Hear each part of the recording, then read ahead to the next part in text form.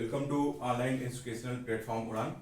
आज हम लोग बात करेंगे इंडस वैली सिविलाइजेशन के कुछ टॉपिक पर। वो टॉपिक होंगे इंडस वैली सिविलाइजेशन की टाउन प्लानिंग, एग्रीकल्चर और उनके ट्रेड पर। इंडस वैली सिविलाइजेशन पीछे हम लोगों ने चर्चा की थी, इसकी ओरिजिन और एक्सटेंट, इसकी उत्पत्ति कैसे हुई थी, इसका विस्तार किन किन क्षेत्रों में था, और आज हम उसके कुछ स्पेसिफिक फीचर्स के बारे में देखेंगे। नेक्स्ट जितने भी वीडियो जाएंगे उसकी कुछ मुख्य महत्वपूर्ण विशेषताओं के बारे में चर्चा करेंगे।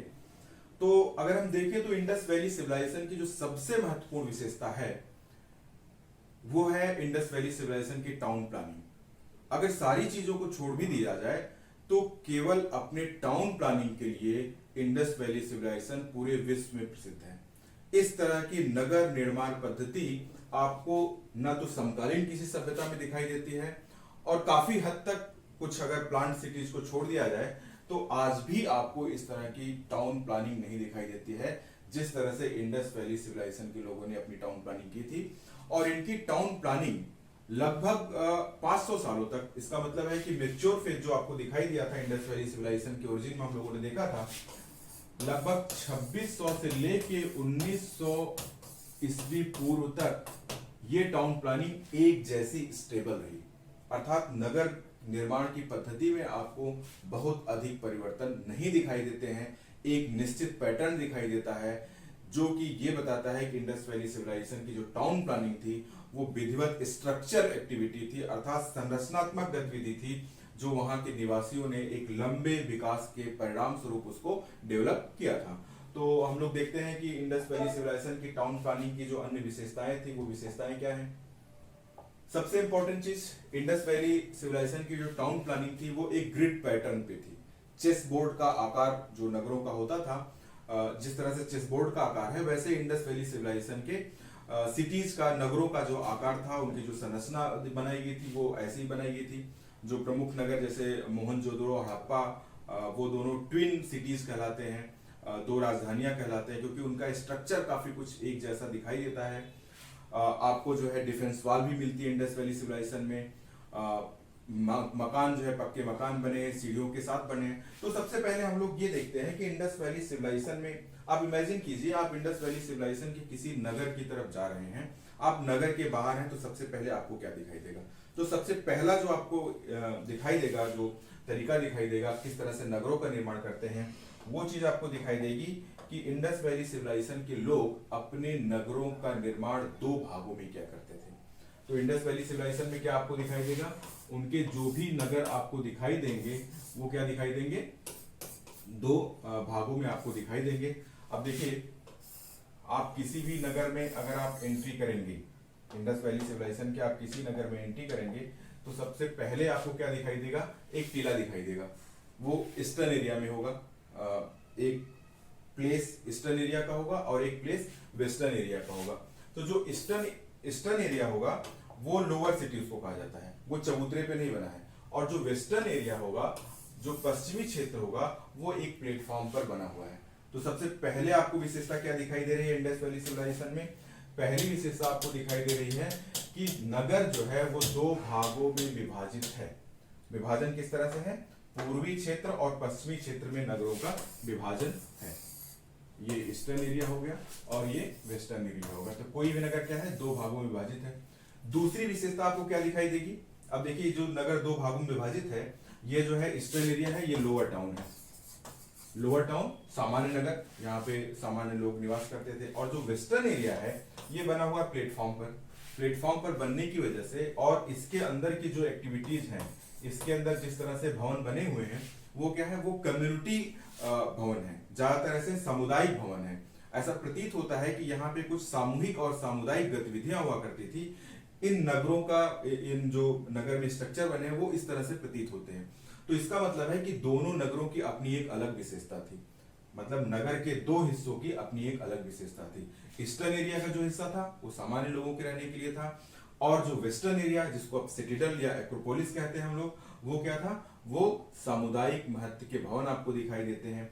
और अब जो दूसरी विशेषता आपको दिखाई देगी वो ये दिखाई देगी कि इस तरह से डिफेंस वॉल से इस नगर को चारों तरफ से घेर रखा गया है।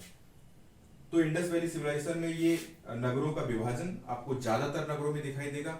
परंतु ये जो डिफेंस वाल है, नगरों की रक्षा प्राचीर में घेरने की जो पद्धति है वो आपको एक जैसी नहीं दिखाई देती, उसमें थोड़ा सा आपको परिवर्तन दिखाई देते हैं। जैसे पहला केस ये है कि लोअर सिटी डिफेंस वाल से घिरी नहीं हुई है और जो वेस्टर्न सिटी है या सिटीडल जो है वो क्या है, डिफेंस वाल से घिरा हुआ है। तो ये आपको इस तरह की जो सूचना है, इस तरह के जो साक्ष्य वो आपको कहां से मिलते हैं, हड़प्पा और मोहनजोदड़ो। हड़प्पा और मोहनजोदड़ो के नगर क्या है, वहां पे नगर क्षेत्र दो भागों में विभाजित है। पश्चिमी क्षेत्र रक्षा प्राचीर से घिरा हुआ है लेकिन पूर्वी क्षेत्र खाली है। लेकिन आप जब दूसरे क्षेत्र में जाएंगे, जैसे दूसरे क्षेत्र का मतलब जैसे आप कालीबंगा में जाएंगे, तो कालीबंगा में आपको एक डिफरेंट एक्टिविटी दिखाई देगी। कालीबंगा में आपको क्या दिखाई दिया है कि ये दोनों जो क्षेत्र हैं वो अलग अलग डिफेंस वाल से घिरे हुए हैं। अब देखिए यहाँ पे एक दूसरा पैटर्न दिखाई दे गया। पहले पैटर्न में आपने क्या देखा कि जो वेस्टर्न सिटी है या जो वेस्टर्न एरिया है सिटीडल का है वो रक्षा प्राचीर से घिरा हुआ है, ईस्टर्न खाली है। लेकिन जब आप कालीबंगा में जाते हैं तो कालीबंगा में आपको क्या दिखाई देगा कि दोनों एरिया, नगर के दोनों एरिया अलग अलग रक्षा प्राचीर से घिरे हुए हैं। तो ये दूसरा तरीका हो गया। तीसरा तरीका भी आपको दिखाई देता है। वो तीसरा तरीका आपको बेसिकली जो व्यापारिक महत्व के नगर थे जैसे लोथल हो गया, सुरकोटा हो गया, वहां पे आपको दिखाई देता है। और ये तरीका ये था कि इन्होंने एक ही डिफेंस वाल से दोनों एरियाज को घेर रखा था। ईस्टर्न एरिया और वेस्टर्न एरिया दोनों को जो है एक ही डिफेंस वाल से घेर रखा था। तो सबसे पहले आपको नगर के बाहरी स्वरूप को समझिए। नगर का जो एक्सटर्नल एरिया था, बाहरी स्वरूप था। जैसे आप नगर में जाएंगे तो नगर आपको दो भागों में विभाजित मिलेगा, पूर्वी क्षेत्र और पश्चिमी क्षेत्र। पूर्वी क्षेत्र किसी चबूतरे पे नहीं बना है, सामान्य निर्माण हुआ है उसका। जो पश्चिमी क्षेत्र है वो ज्यादातर प्लेटफॉर्म पे बना हुआ है। पूर्वी क्षेत्र में आपको सामान्य भवन मिलेंगे, लोगों के रहने की सूचना मिलेगी।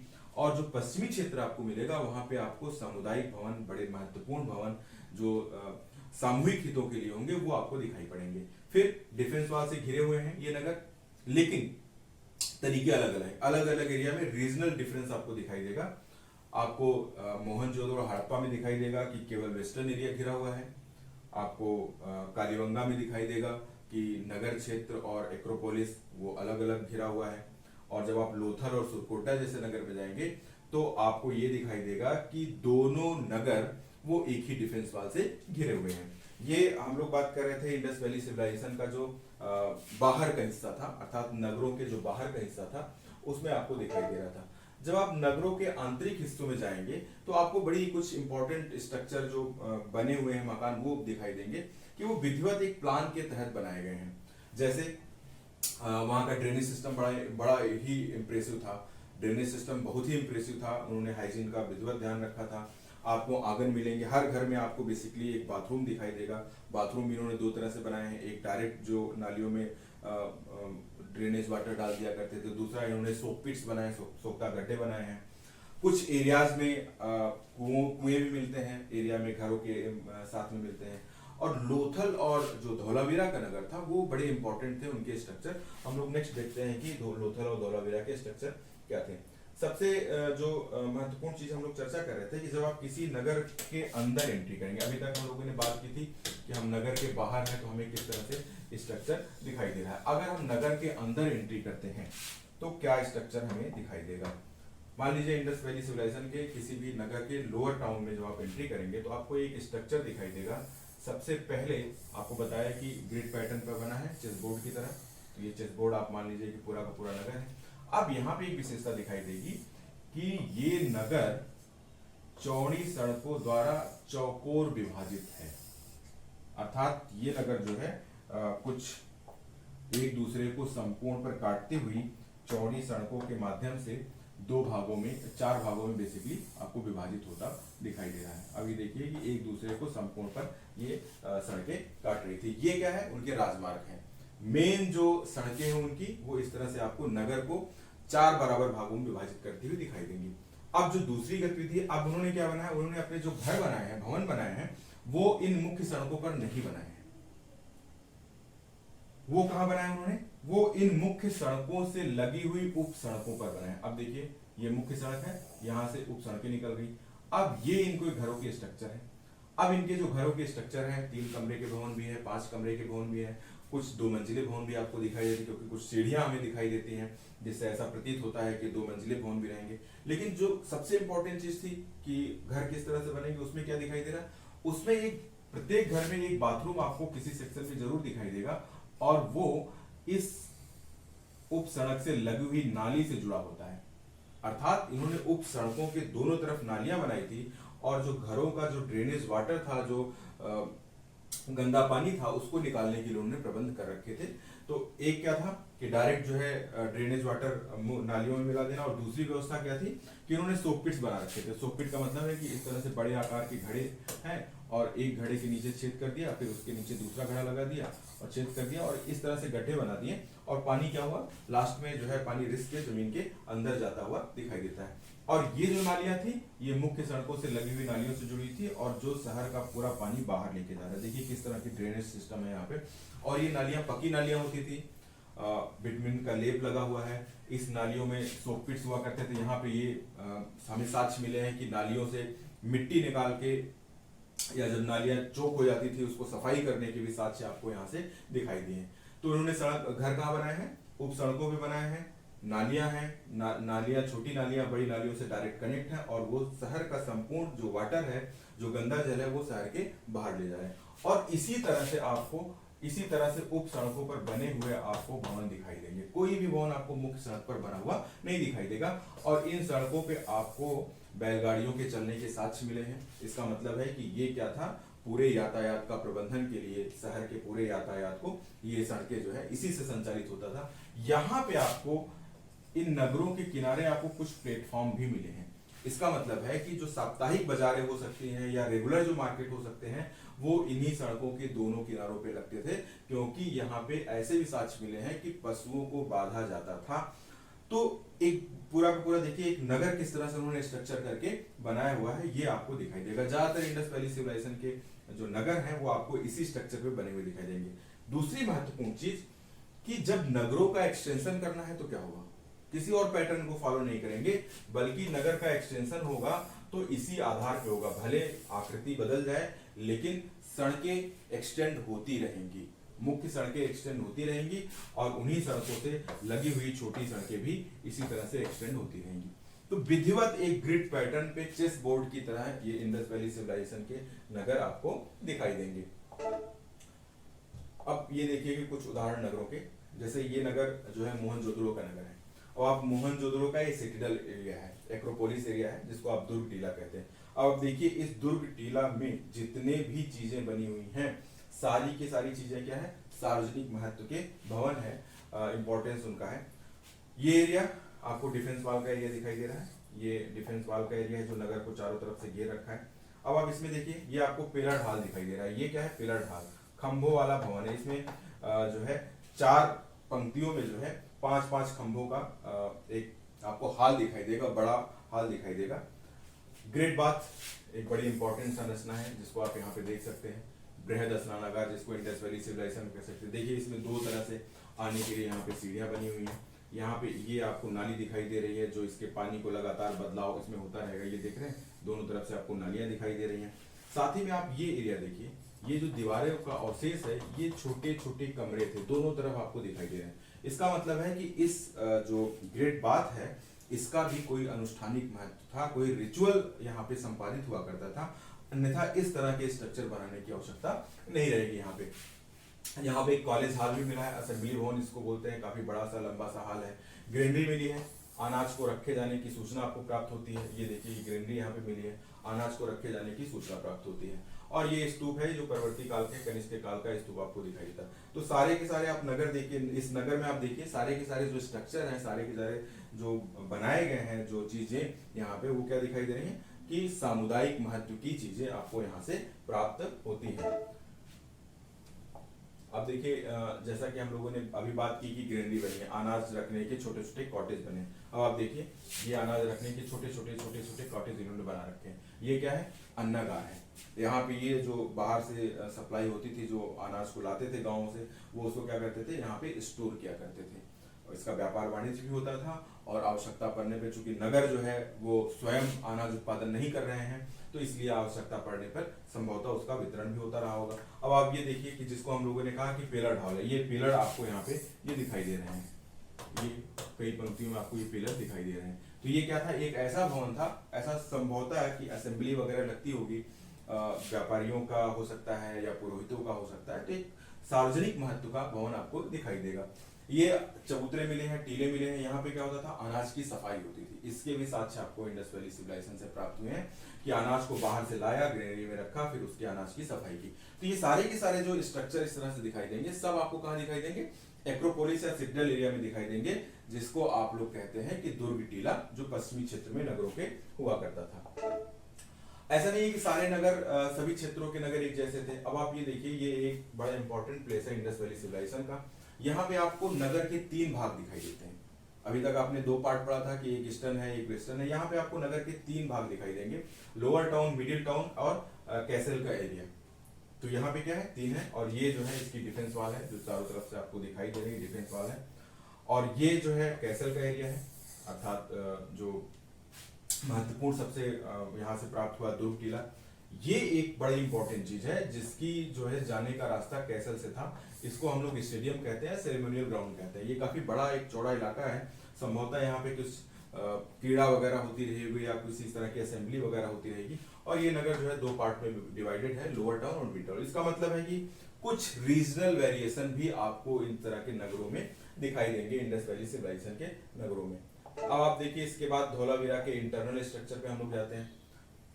धौलावीरा वाटर ड्रेनेज की जो सुविधा थी वो धौलावीरा में सबसे उन्नत थी। उसकी वजह यह है कि धौलावीरा जिस इलाके में, वो क्लाउड बर्स्टिंग का इलाका है, वहां पे बादल फटने की घटनाएं अक्सर हुआ करती थी, और इस वजह से वहां पे क्या है, पानी की निकासी का बड़ा बढ़िया प्रबंध है, बड़ा उत्तम प्रबंध है। और आप देखिए कि इन्होंने टेराकोटा पाइप्स के भी ड्रेन बना रखे हैं। ये नालियां जो है, ये पकी हुई जो है मिट्टी की नालियां इन्होंने बना रखी है। इसके अलावा ये एरिया आप देखिए, कैसल से निकलने के ड्रेनेज सिस्टम ये आपको दिखाई दे रहे हैं। ये पूरा का पूरा एक बड़ा सा इलाका दिखाई दे रहा है, इसमें कोई व्यक्ति सीधे जा सकता है। इसका मतलब इसकी हाइट काफी ज्यादा है।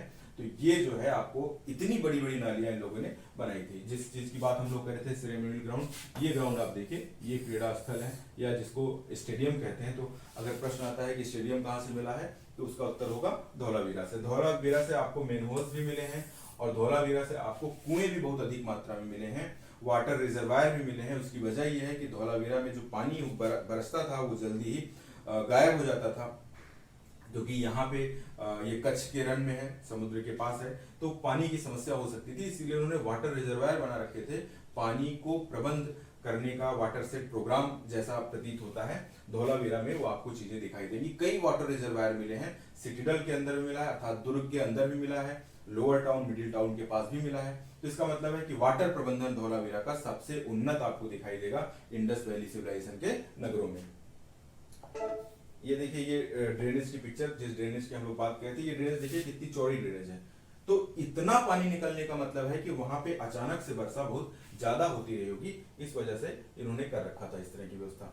अब ये देखिए, ये एक बड़ी इंपॉर्टेंट साइट है लोथल, जिसको आप लोग पोर्ट सिटी भी कहते हैं। ये लोथल की पोर्ट सिटी की एक्सकवेशन की प्लानिंग है, एक्सकवेशन प्लान है कि जो एक्सकवेशन किया गया था वो कहाँ कहाँ से चीजें क्या मिली। अब आप यहाँ पे देख सकते हैं, ये इंडस्ट्रियल एरिया है। इंडस्ट्रियल एरिया का मतलब है कि यहाँ पे कुछ औद्योगिक गतिविधियां हो रही। वो औद्योगिक गतिविधियां क्या थी कि वो लोग मनके बनाने की, बीट्स बनाने की फैक्ट्री यहाँ पे है। देखिए, यहाँ पे भट्टी दिखाई दे रही है, यहाँ पे भट्टी दिखाई दे रही है। इंडस्ट्रियल एरिया, बीट्स बनाने की फैक्ट्री, ये स्ट्रीट इनका लोअर टाउन, हैबिटेशनल एरिया, ये ड्रेनेज सिस्टम दिखाई दे रहा है। यहाँ पे भी आपको मेटल वर्किंग के साथ आपको प्राप्त हो रहे हैं। अब देखिए, जैसा कि हमने कहा था कि यहाँ का एक्रोपोलिस अर्थात दुर्ग टीला और जो लोअर टाउन है, वो दोनों एक ही डिफेंस वॉल में आपको यहाँ पे घिरे हुए दिखाई देते हैं।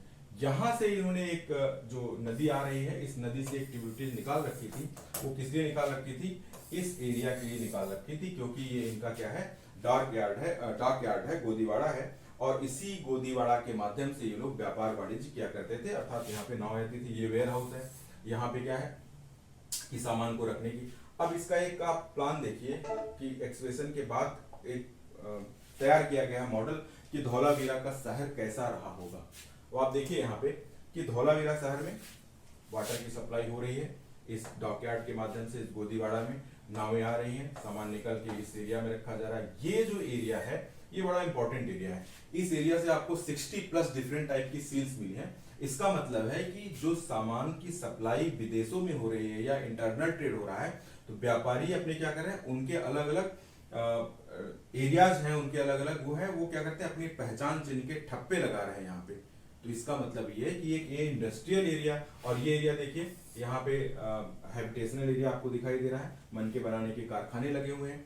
तो श्रमिक यहाँ पे रह रहे हैं, कारखाने में उपयोगी वस्तुएं बना रहे हैं, और यहाँ के माध्यम से क्या हो रहा है, ट्रेड हो रहा है। और यहाँ व्यापारियों ने अलग अलग अपने कॉटेज बना रखे हैं जो अपने अपने सामान की सप्लाई कर रहे हैं। तो एक बड़ा ही उन्नत सिस्टम आपको इंडस वैली सिविलाइजेशन के टाउन प्लानिंग में, नगरों की व्यवस्था में दिखाई देगा। अब हम लोग बात करते हैं इंडस वैली सिविलाइजेशन के एग्रीकल्चर की। तो इंडस वैली सिविलाइजेशन, जैसा कि आपको पता है कि उसका रीजन, उसका क्षेत्र बहुत ज्यादा था, और आपको ये भी मालूम है कि कृषि के लिए बड़ी इंपॉर्टेंट होती है पर्टिकुलर एरिया की ज्योग्राफी, उस क्षेत्र का भूगोल कैसा है, उस क्षेत्र की मिट्टी कैसी है, और इसी पे डिपेंड करता है कि कृषि कैसी होगी। इंडस वैली सिविलाइजेशन में अभी तक आपको वाटर सेट प्रोग्राम नहीं मिला, अर्थात सिंचाई की इस तरह से कोई सूचना नहीं प्राप्त होती है। इसका मतलब है कि इन लोगों की खेती जो है वो मुख्य तौर पर वर्षा के जल पर आधारित थी, अथवा नदियों के जो बैंक्स हैं, नदियों के जो किनारे हैं, जो जमीन वहां पे होती है दोआबा में, वो उन जमीन पे ये लोग खेती किया करते थे। खेती में भी आपको रीजनल वेरिएशन दिखाई देगा, जैसे मेहरगढ़ का इलाका है, अर्थात जो पश्चिमी क्षेत्र है, वहां से आपको क्या दिखाई देगा, उत्तरी पश्चिमी क्षेत्र है, वहां से आपको गेहूं की खेती और जौ की खेती के साक्ष्य मिलेंगे। लेकिन जैसे आप गुजरात की तरफ बढ़ेंगे तो लोथल और रंगपुर से आपको चावल के दाने मिलते हैं, चावल की भूसी मिलती है। इससे ये पता चलता है कि ये लोग चावल की खेती भी किया करते थे। इसके अलावा यहाँ से आपको पाइसन सटाइवम अर्थात मटर की सूचना मिलती है, ब्रासिका जुन्सी जो सरसों होती है उसकी भी सूचना मिलती है, लेटिस डिफरेंट तरह की जो पत्तेदार वो होती है, दालें आपको यहाँ पे मिलती हैं, पीस मिलती है। तो ये सब सारी चीजें आपको यहाँ से दिखाई देती है। गुजरात के एरिया जो है वहां पे मोटे अनाज भी, ज्वार बाजरा इस तरह की भी चीजें उत्पादन करने की सूचना मिलती है। मोहनजोदड़ो से आपको एक बड़ा इंपॉर्टेंट एविडेंस मिला है, वो है कॉटन, कपास के उत्पादन की सूचना आपको मोहनजोदड़ो से प्राप्त होती है। तो हम लोग अगर देखें इन सिनेरियो में पूरे पर्सपेक्टिव में देखें तो इंडस वैली सिविलाइजेशन का जो रीजनल वेरिएशन था, चूंकि बहुत बड़ा क्षेत्र था तो ज्योग्राफी भी उसकी क्या थी, डिफरेंट थी। तो रीजनल वेरिएशन की वजह से उनकी जो कृषि व्यवस्था थी वो भी आपको डिफरेंट तरह की दिखाई देती है। एक बड़ा इंपॉर्टेंट है साक्ष्य जो है कालीबंगा से प्राप्त हुआ है, जुते हुए खेत के साक्ष्य मिलते हैं, और एक साथ दो फसलों की खेती करने की सूचना भी कालीबंगा के प्री इंडस लेवल से आपको प्राप्त होती है। और दूसरी जो इंपॉर्टेंट चीज है कृषि के संदर्भ में वो ये है कि इंडस वैली सिविलाइजेशन में आपको बड़े बड़े नगरों की सूचना मिलती है, और ये नगर जीवित रह सकते हैं प्रोडक्शन सरप्लस पर ही। इसका मतलब है कि खेती इतनी मात्रा में होती थी कि वो नगरों को भी अनाज की सप्लाई कर सके। तो इसका मतलब यह है कि इंडस वैली सिविलाइजेशन में जो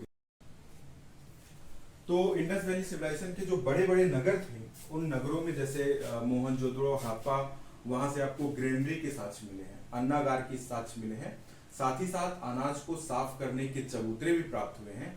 तो इससे ये पता चलता है कि ग्रामीण क्षेत्रों से जो है जो अनाज उत्पादन होता था, जो कृषि की वस्तुएं थी, कृषिगत वस्तुएं थी, वो शहरी क्षेत्रों में उनका आयात किया जाता था, अर्थात शहरी क्षेत्रों में वस्तुएं ट्रेड के माध्यम से आती थी।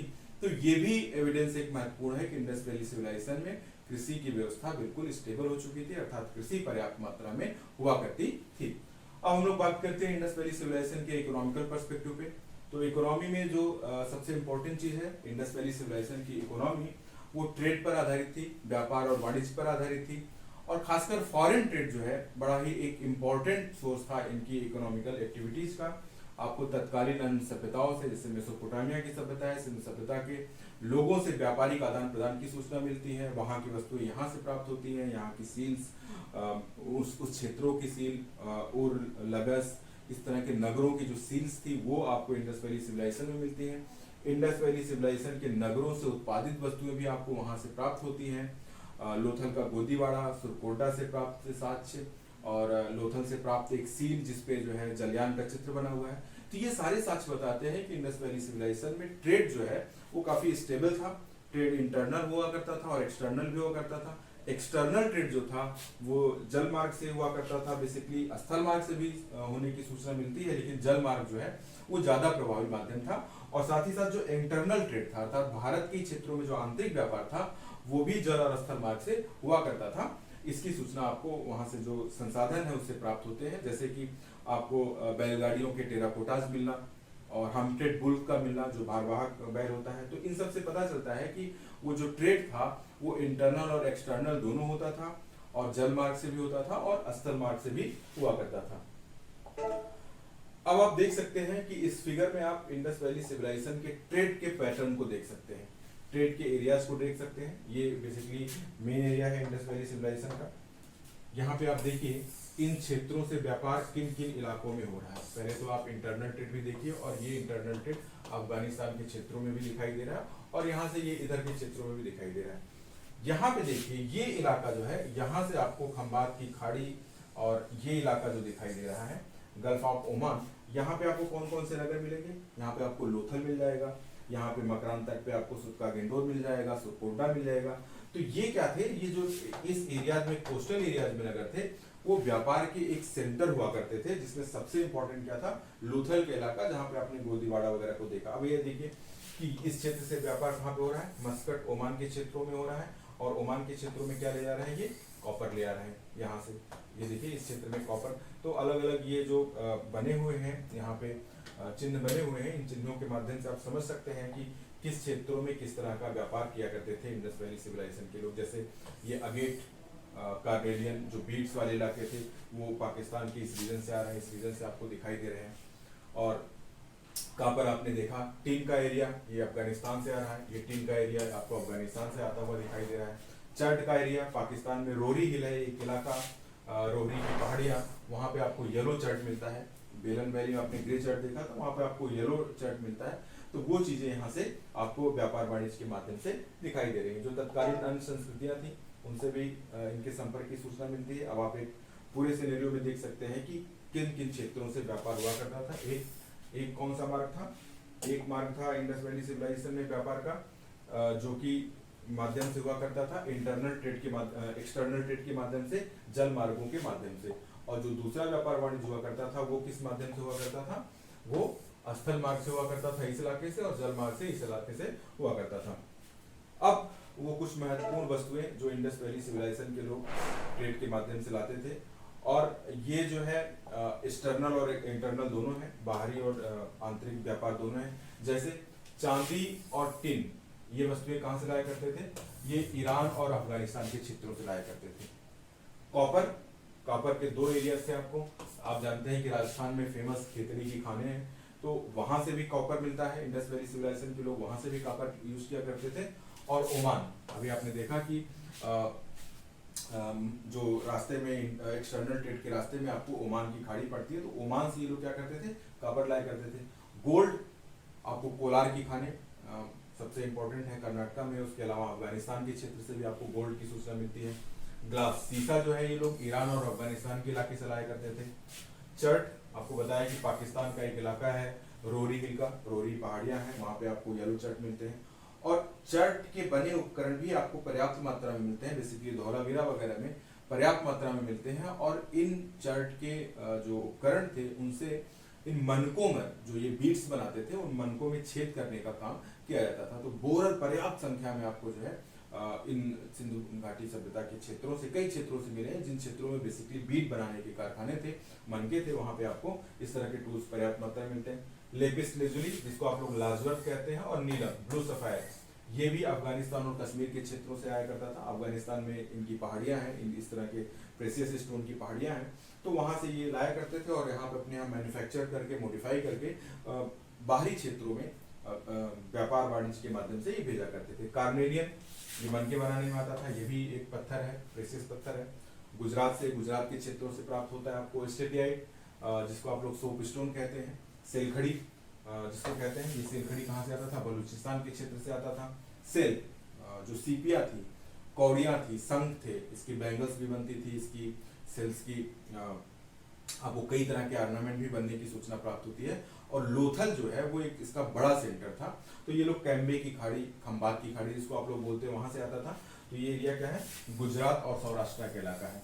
इसके अलावा सोपनट्स, रीठा रीठा के प्रयोग के साथ भी आपको मिले हैं, कर्नाटका से ये लाते थे। कर्नाटका में रीठा के जो पेड़ हैं वो आज भी होते थे। इसका प्रयोग बेसिकली धौलावीरा में आपको दिखाई दिया है।